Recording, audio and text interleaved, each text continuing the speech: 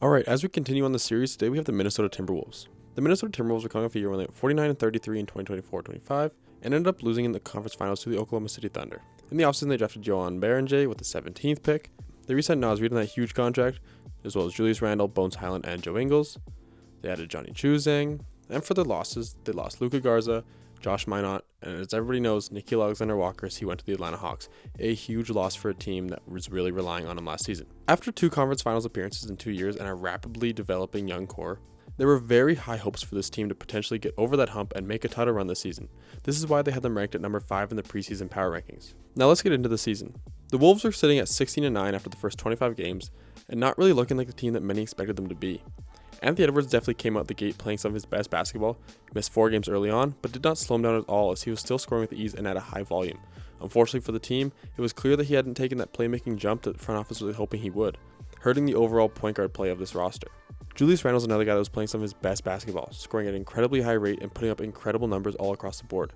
Definitely looking like an improved player compared to his first season with Minnesota last year. But the most notable development was the rise of Jaden McDaniels. After the departure of Nickeil Alexander-Walker, opening up some of the minutes of the wing, he was providing that same defensive impact while putting up much improved scoring numbers.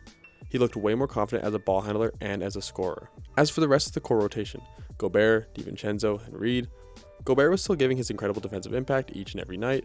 DiVincenzo was doing his typical thing while playing some of that de facto point guard for the Wolves. And Naz Reid was giving them incredible production as a sixth man. He was a bit streaky to start the year, but it wasn't anything of concern. As the season progressed, we did see Ant miss some time with some injuries, and during this time we saw the emergence of Bones Highland. He stepped in the lineup and definitely brought a next man up mentality, looking like a much more mature player than we've seen in the past. He was making good reads, finding his teammates, hitting big shots, and doing what he could on the defensive side of the ball. It was always a struggle for him in his career, but he was definitely fighting and trying to put an effort on the defensive side of the ball, which was good for Chris Finch. This was huge for the Wolves as it gave them another option at the point guard position for the remainder of the year.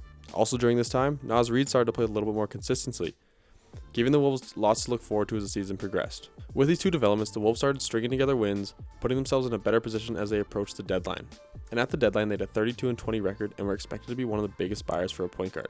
They were in talks for guys like Ja and Kobe White, but that also came out of nowhere and made a push for Giannis, really trying to solidify themselves as a contender in this league. They did end up making a couple moves at the deadline, starting with trading a first-round pick swap to the Pistons as well as Mike Conley to the Bulls in a 3-team deal. Then they traded Rob Dillingham, Leonard Miller, and 3 second-round picks to the Bulls for Ayo Dosunmu, Julian Phillips, and a second-round pick, bringing in an answer to their whole point guard.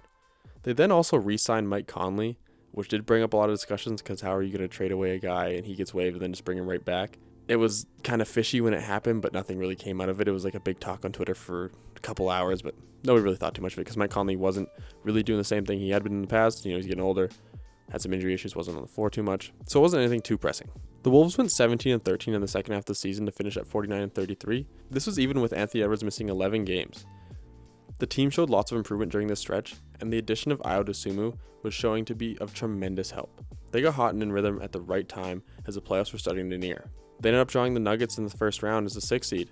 They were definitely seen as the underdogs in this series, but this did not faze them at all, as they continued to show their playoff rising ability. The Wolves won this series in 4 games, and this was largely due to the defensive impact that Gobert was having on Jokic the entire series, almost completely shutting him down, making him look like a completely different player. There was even talks of people asking if Jokic was washed, if Jokic was declining, all this stuff. Gobert was just doing everything he could on defense to make sure they shut him down and had a chance to win this series. There was also a lot of adversity for the Wolves to face this round as Donte DiVincenzo went down with a torn Achilles, along with Ant and Ayo both missing in the last 2 games. The team showed lots of resilience and definitely earned their way into the semis. In the semis, they ended up facing the Spurs and lost in 6 games. They did what they could but just had no answer for Victor Wembanyama and the incredible depth the Spurs have. Ant was definitely not playing at 100% health and Ayo missed a couple games. But the biggest factor was the absolute decline in play from Julius Randle throughout the entire playoffs. He looked like a completely different player than we'd been seeing all year, especially on an improved year when he looked more comfortable with the team.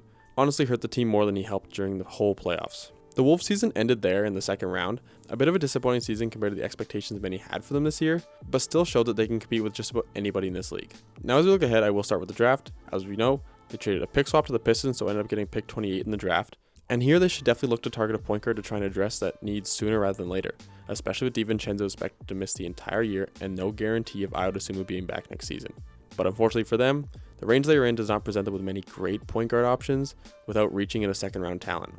They could, however, go after a guy like Malik Thomas out of Arkansas.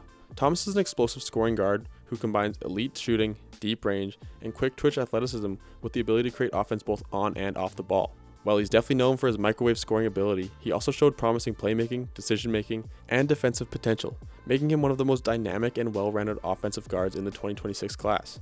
He may not bring in the playmaking skills that the Wolves are looking for, but he has shown flashes and can without a doubt be a primary ball handler for that second unit. Not the traditional point guard that the Wolves are looking for, but will definitely add to the bench scoring depth that they are desperately in need of. The Wolves definitely proved their resilience this season. Despite losing Dante DiVincenzo to an Achilles injury and seeing Anthony Edwards battle through a knee injury, Minnesota still reached the second round for the third straight season. Fell just short of a third straight season in the conference finals though. And roster continuity was a major strength. Minnesota used the fewest starting lineups in the NBA during the regular season, with its core group developing strong chemistry and consistency. Ayo Dosunmu emerged as a crucial piece to this lineup. They acquired him at the trade deadline, and he thrived in Minnesota, averaging 14.5 points while shooting efficiently and delivering some of the best bench performances in franchise playoff history. With DiVincenzo expected to miss most or all of next season, retaining Dosunmu should be the Timberwolves' top priority in free agency to help strengthen their backcourt depth and future success. However, the luxury tax could complicate roster decisions. Minnesota has financial flexibility now, but re-signing Dosunmu would likely push the team into the luxury tax and above the first apron for the third consecutive year.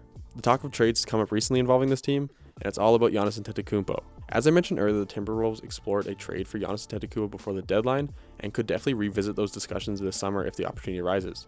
It was even recently noted that although Miami is the favorite to land him, the Bucks have slowed down talks to let other teams kind of finalize their offers. The Timberwolves were one of those teams mentioned.